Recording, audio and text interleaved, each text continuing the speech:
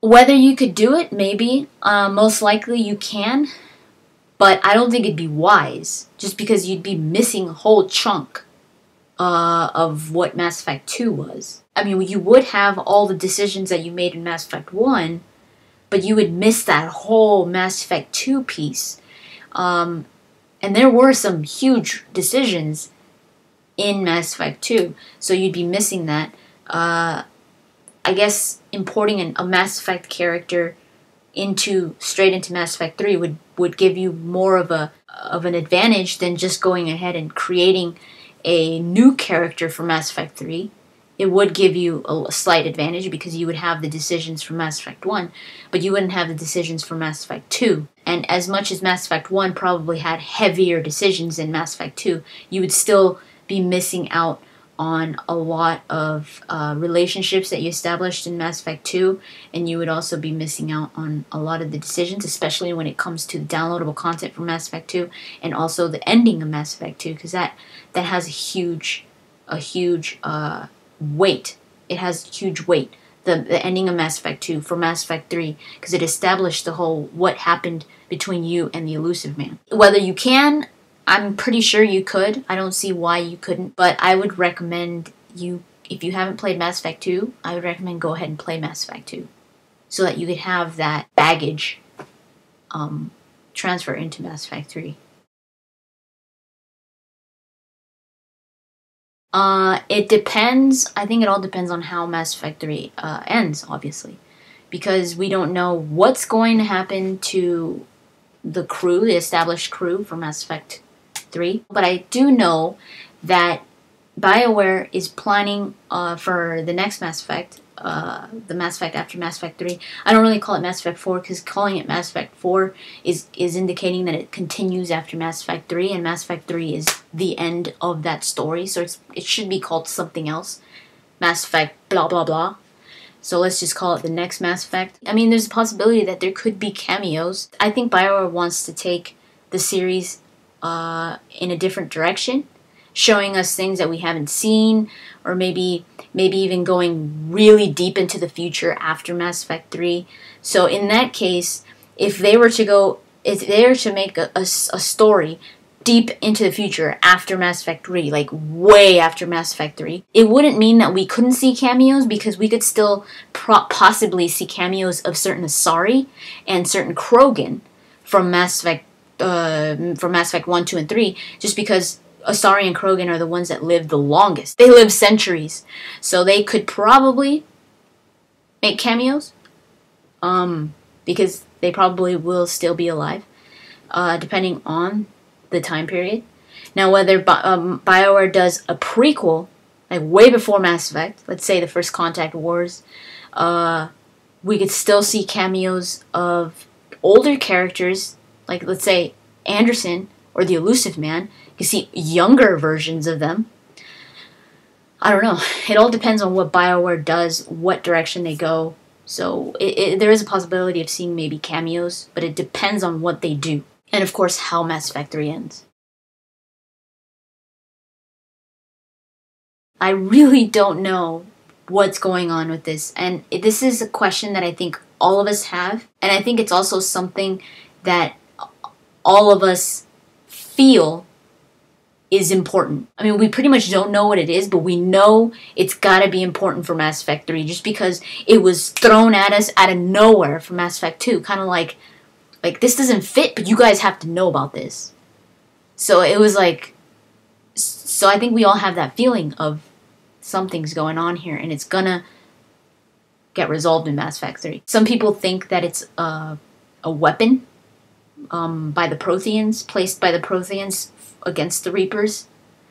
Some people think that it's the Reapers themselves, kind of indicating that they're coming. I really don't know. I've tried to think about it. I have a feeling that it might be used. Now, whether it's a weapon placed by the Protheans, I don't know about that. But I think even if it's just a natural occurrence, just a phenomenon, they might use it somehow to their benefit in Mass Effect 3. Like maybe even though it wasn't a weapon, they could use it as a weapon to take down some Reapers or something like that. I don't know. Most definitely. That is our potion, our poultice, our healing agent. So most definitely, Omnigel will be coming back. I know they're going to be bringing back exploration, but it's not going to be exactly in the Mass Effect 1 style, and it's not going to be exactly like Mass Effect 2 style. It's going to be exploration tied to the ultimate problem, to the Reapers. So it's not going to be you exploring a planet just because you want to go find some Ezo. You know, not like, oh, look at these, like, Turian remains. Wow, this is so cool. Oh, the Turians must have been here. You know, and the freaking Reapers are, like, destroying Earth, and you're just sitting there playing Indiana Jones, and you're just like, eh. You know, that's not going to... All exploration is going to be tied to you finding more assets to go against the Reapers, or to finding more about the Reapers. So it's all going to have a cause. It's all going to have a reason when it ties to the Reapers. So it doesn't seem like, what the hell is Shepard doing?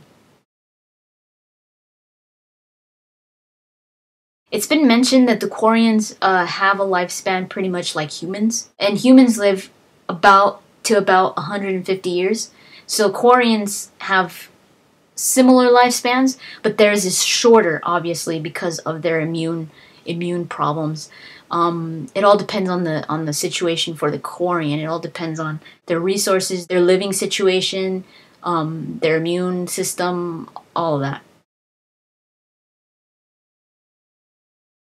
I was kind of confused with this question. I'm not sure if this means if I think there's going to be a family member, an Alenko or Williams family member on the Normandy. I think I know why they're asking this.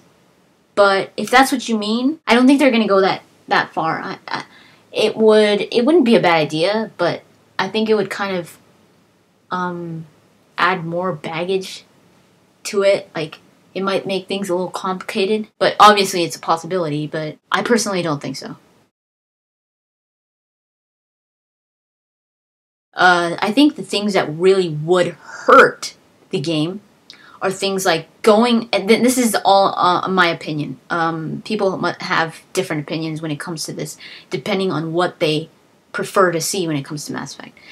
In my opinion, I think going overboard with the action is going to be something that it's going to be pretty easy to do with this type of game, but I hope they don't overdo it, because if they overdo it, it's going to make it seem very different. It's not going to have that Mass Effect feeling that we all know and love, because what Mass Effect has, it has a mixture and a good balance of different situations, of different emotions, of you've got intense scenes, and then you've got these emotional deep scenes that aren't so, you know, just that are more about you thinking, and they're more about talking, and they're not, it's not so much about fighting. You know, it's got a good balance of both. So if they overdo the action, I think this game could suffer, just because it's not going to feel like Mass Effect anymore. It's going to feel like those action-packed games. I don't think this is going to happen, just because they have said that they have a good mixture of the action and of the RPG, and those emotional scenes are usually part of the RPG. Another thing that I think the game will suffer is if they don't go deeper into the romantic relationships. The Mass Effect romances are a huge thing for Mass Effect fans and for the players of Mass Effect. It's one thing that they really love, because it really makes the experience of Mass Effect a little more personal, and it has you just grow to love these characters more, and it makes Shepard a little more real, and it kind of gives you the sense of connection when it comes to the characters. So if they really don't go deeper into the relationships, because they haven't done this in Mass Effect 1 or Mass Effect 2, Mass Effect 2 even less, but Mass Effect 1, I mean, of course it depends on your relationship, because in Mass Effect 2 there were some pretty deep relationships, like the one with Thane, that was very emotional. The ending of the Jack and Shepard relationship was pretty emotional as well. But with other relationships, they didn't really They didn't really establish it. I think they did a better job in Mass Effect 1 at establishing a stronger relationship where it was like, I'm in love with you type of thing with Ashley or Kaidan. Like, you really knew that they really did care about you, especially in Mass Effect 2, even though they gave you the cold shoulder. You really did feel that they loved you. And in Mass Effect 2, there was some relationship, like, say, the one with Garrus, that just left you questioning, like, does he really love her? Or is he just doing this? Like, are they just friends? Or what? Like, it made it seem like they were just friends that were getting together because of the stress. And it was like, does he really love her? Or does she even love him? Or, you know? And I really want to see that established in Mass Effect 3. I really want that resolved. I mean, I was thinking about Dragon Age. If you guys haven't played Dragon Age, the relationships that are formed in Dragon Age, especially if you're a female and you form a relationship with Alistair, it's so strong. Towards the end, you have this relationship with Alistair, and he tells you that he loves you, and then he just looks like you could tell how much he loves you, and you know that relationship is strong, and that if anything were to happen to either of them, it would destroy them. So I really, and it makes the experience for the ending so much better. And I say that because I have experienced the Dragon Age ending, and I did romance Alistair, and it just made it so powerful. So I really, really hope they go deeper into the relationships for Mass Effect. And finally, the thing that I really think Mass Effect 3 will suffer is if BioWare tries to appeal more to, say, EA than the fans. And this is something that I think has been concerning a lot of fans recently, especially after the multiplayer was announced.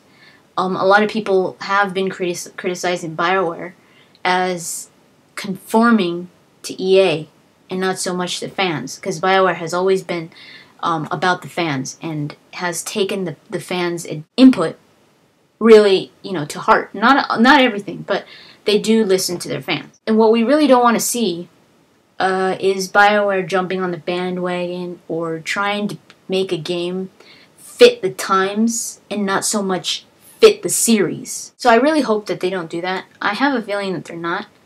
I heard a lot of people saying, I'm not going to buy Mass Effect anymore after the multiplayer was announced, and I was like, wow, that's going overboard, like, jeez. I don't feel that way just because the multiplayer is optional. If you don't want to play it, don't play it.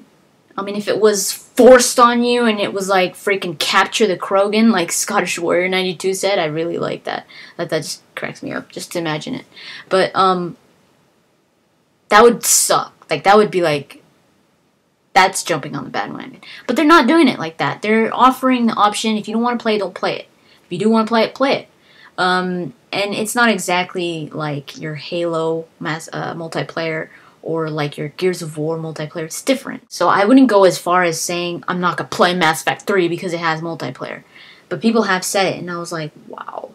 So I think a lot of people take that to heart when they see that type of stuff that BioWare does. So I think that's probably the one thing that will make the game suffer, is if BioWare starts to change the game and not make it fit with the other two games, with Mass Effect 1 and Mass Effect 2. Not make it fit as the third installment. That's going to make it suffer more than anything else, I think.